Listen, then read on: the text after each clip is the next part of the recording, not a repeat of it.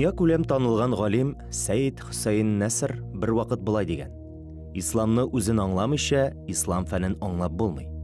Чөнки бер генә цивилизациядә бушлыкта үсәргә сәләтле түгел. Шуңа күрә ислам фәнен үстерүгә килгәндә, белемнәр турында гына түгел, аларның принциплары турында да сөйләү дөресрәк булыр иде.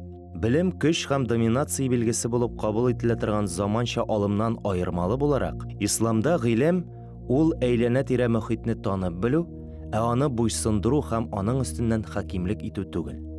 Цивилизациялелек төшенчәсе фәнни әдәбиятта нәкъ менә мөселман галимнәре ярдәме белән барлыкка килгән. Алар өчен кайсы чыганактан белем алу әһәмиятле булмый, белем үзе мөһим була.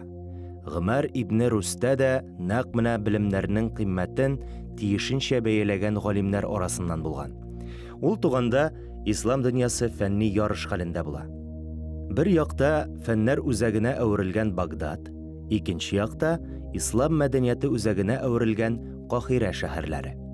Бу чорда Марокконың Фәс шәһәрендә тарихтагы иң беренче университет ачыла.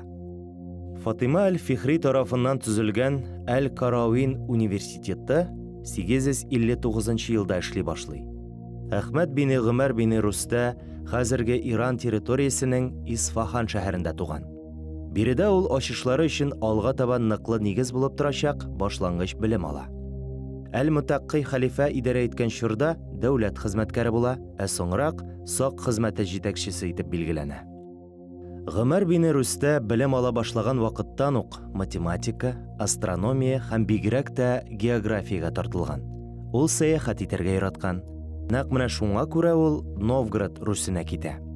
Сәяхәт вакытында хәзәрләр, бәҗәнәкләр, славяннар, венгрлар, болгарлар кебек ул якларда аз билгеле булган халыклар белән таныша.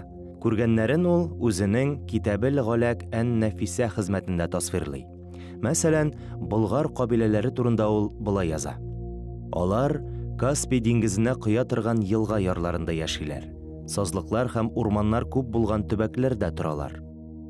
Шул ук хезмәтендә ул галәм төзелешенә үз карашын язып калдыра. Бу карашлар һәм фаразлар алдагы буыннар өчен революцион булып чыга.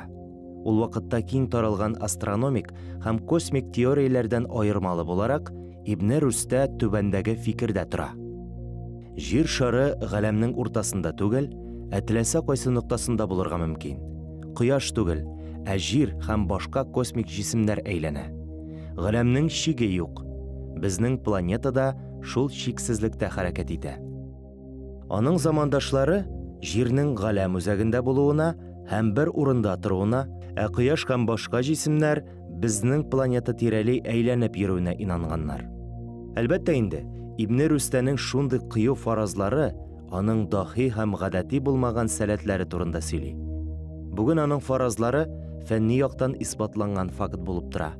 Хәрби сәфәрләрдә булган сугышчыларның, шулай ук сәүдәгәрләр һәм сәяхәтчеләрнең хикәяләренә нигезләнеп, Ибн Рустә Гарәбстан ярым утравының, Европа һәм Африканың географик карталарын төзи алган. Аның карталары ул чорда эшләнгән башка карталар белән чагыштырганда иң төгәлләре санала.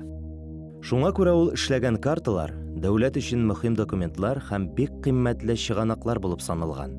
Гомәр бин Рустә ислам фәне тарихында үз сәяхәтләренең язма тасвирламасын калдырган беренче географ була. Ислам таралу белән бергә кешелек дөньясында яңа цивилизация барлыкка килә. Ислам мәдәнияте бөтен җир шарын яктырта. Нәкъ менә ул мөселман галимнәренең исемнәрен дөнья тарихы битләренә алтын хәрефләр белән язып куя. Ислам фәне һәм галимнәренең казанышлары турында ислам мәдәниятенең алтын гасыры тапшыруларында карагыз.